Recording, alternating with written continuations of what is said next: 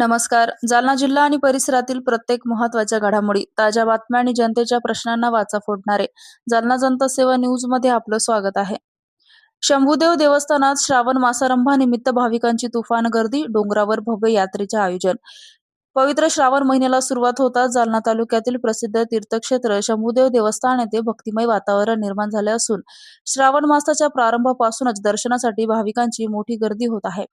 जालना जिल्ह्यासह महाराष्ट्राच्या विविध भागातून हजारो भाविक शंभूदेवाच्या चरणी नतमस्तक होण्यासाठी दाखल होत आहेत. श्रावण मासानिमित्त मंदिरात विशेष पूजा, अभिषेक व महाआरतीचं आयोजन करण्यात आलं आहे.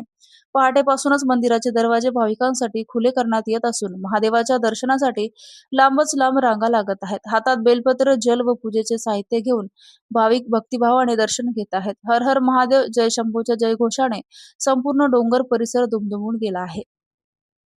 भाविकांची गैरसोय होऊ नये यासाठी शंभूदेव संस्थान व विश्वस्त मंडळाच्या वतीने विविध सुविधा उपलब्ध करून देण्यात आल्या आहेत.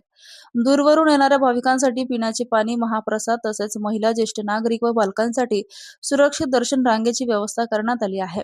परिसरात स्वच्छता राखण्यासोबतच आपत्कालीन परिस्थितीसाठी प्रथमोपचार सुविधा उपलब्ध करून देण्यात आल्या आहेत.